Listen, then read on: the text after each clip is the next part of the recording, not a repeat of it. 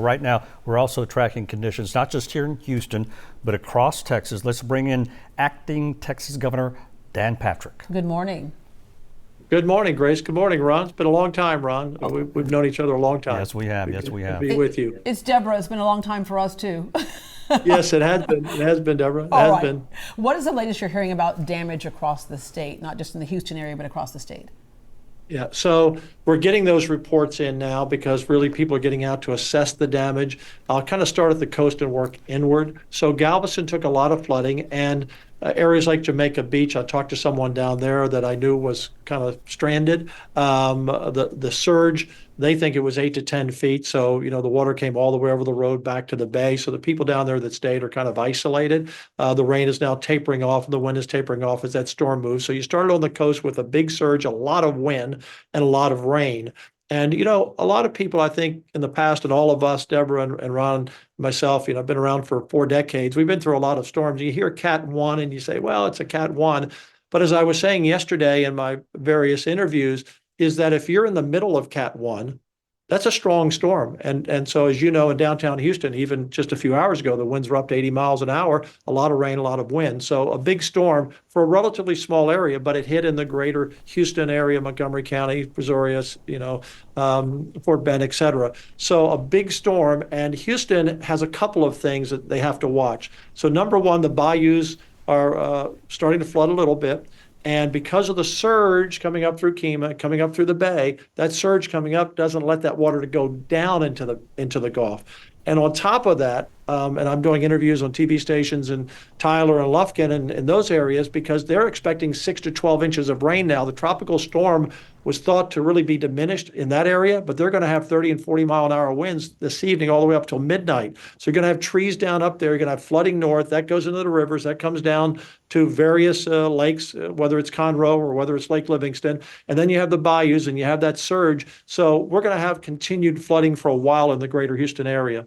So that's what we're seeing, and the only tragedy that we've had, and it is a tragedy, where the tree fell through the roof in Atascocita. Because my number one goal is acting governor, or if Governor Abbott were in the country, his goal is the same, and that's to protect lives. We have a great management team. Houston is well prepared. John Whitmire and I have talked multiple times. We've been friends for 15 years. We're working well together, but we need the people being that key to stay safe. And for the most part, I think people heeded the word and didn't get out on the roads today. And so far, we haven't had any drowning so far, but still be careful. Okay, Lieutenant Governor, let's talk about power. 2.1 million people, Yes. Customers of CenterPoint without power right now. What can the state do to help? So the state can encourage CenterPoint to do their job as quickly as they can. They're in charge of that, but totally transparent and candid with you, of course, this is going to be a multiple day recovery for CenterPoint. I literally just had CenterPoint here. I'm in the operations center in Austin. I just met with them to get the answers. So they're bringing in about 6,000 people to help. They're ready, but they can't get out and assess the damage, Ron, until the storm passes. So now that it's pretty much moving out of the way, they can get crews out there. Obviously, they can't get people up in buckets to fix things while the wind's high, but that's all now starting to taper down as the storm moves through, and they can get out there and do their assessments. Secondly, when they repair, it's just common sense. If they have a circuit that has 150 people on the circuit or 10,000, they're going to fix the circuit that has 10,000, get the most people back. And their other priority before they get to the biggest circuits are where there are hospitals or nursing homes, vulnerable people who don't have power, if they don't have generators, and the state can go in there and help. When they call us, we try to get in there with generators to help as well. We're the backup team, but we've got resources all in the area to help. But this is going to be a multiple day recovery. Some people will get their power back tomorrow. Some people, it will be a couple of days, and we like to think it's sooner than later, but it's going to be a multi-day. Look, over 2 million people without power is extraordinary. And if I don't know if you have a report on this, but they have 10 transmission lines down.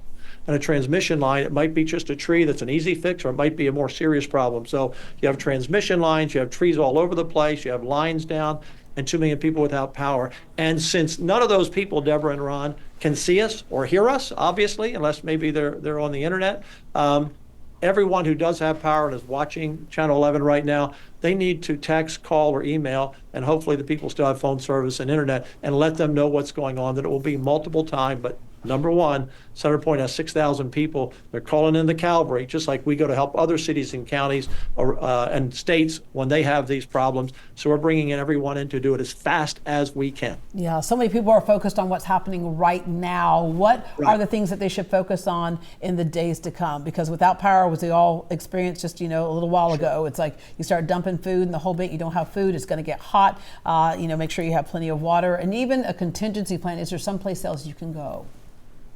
Yeah, well, and I can remember some storms that I weathered living in Houston. I still live in the Houston area, being without power for a while, and it's a real challenge, particularly with this heat. So take care of the most vulnerable who maybe cannot handle the heat, particularly senior citizens and anyone who has a health issue. So number one, try to get them somewhere where there's some air conditioning a few hours a day, or maybe there's someone that they can spend some time with, a relative or a friend, someone. So that's important for those who have health issues. Number two, the great spirit of Houston, the great spirit of Texas, people work together. And I've seen it before, whether it's the neighborhood cookouts in the cul-de-sac, whether it's people going to take groceries to other people who have groceries because they have power. People work together, but we will have Red Cross is there to help. We'll have shelters to help.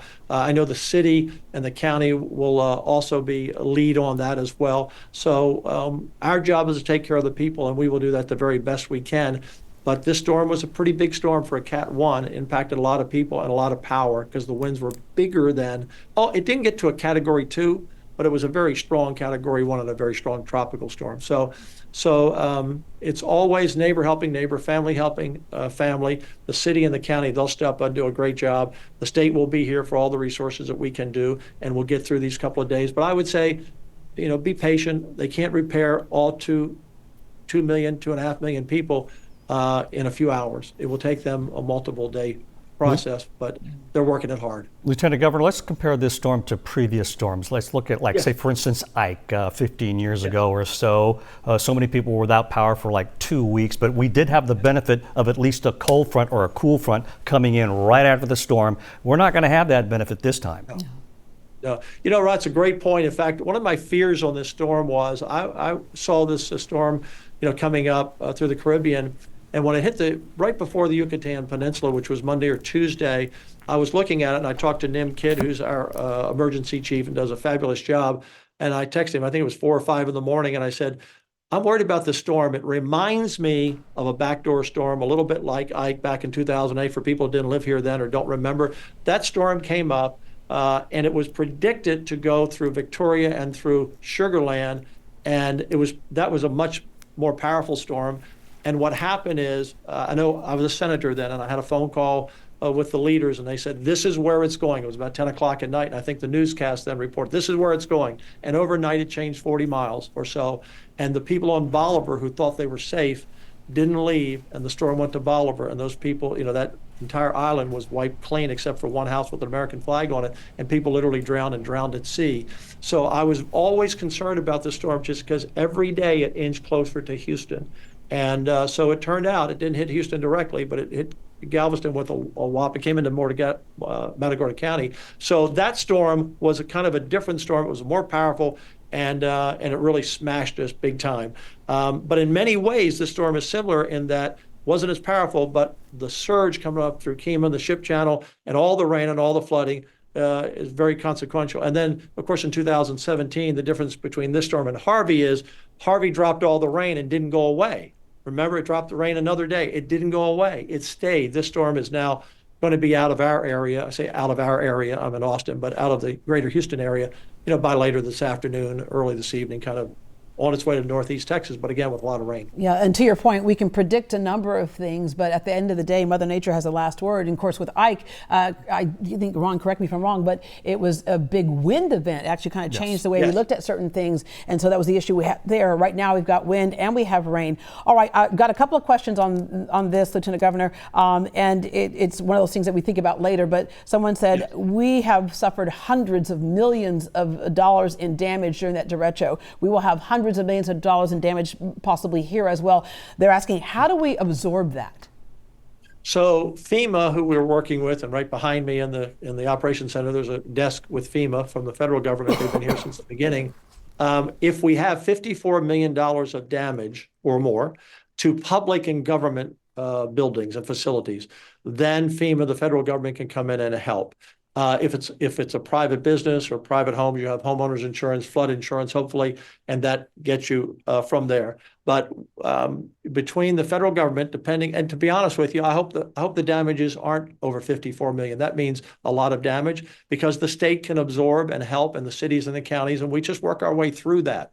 But if the numbers go into the hundreds of millions, and I don't know yet, but I don't think so. There hasn't been that much damage. But again, I don't know yet. We'll know that later once we assess the damage. But that's what it takes to get federal money. And look, we just, homeowners insurance, flood insurance, all those things are issues. You know, we love living in Texas, and we love living on the coast, and we love living in the greater Houston area. I've been here most of my life.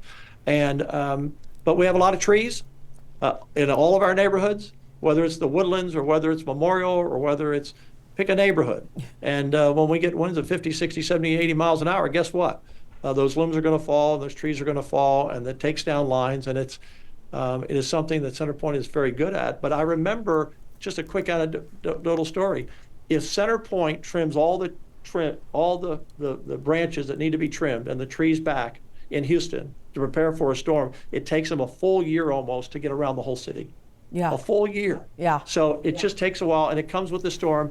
And people need to be understanding and patient with CenterPoint. They're going to get it back up as fast as they possibly can, and we're talking with them every day. Yeah, and they do have a tree trimming service, and they say, after the storm passes, call them, schedule an appointment. Yes. They'll come out and they will cut that for you at no cost. All right, Lieutenant Governor, Acting Governor Dan Patrick, thank you so much for joining us this morning. Deborah and Ron, it's just Dan to you all, and to the Channel 11 audience. All right, thanks, Dan.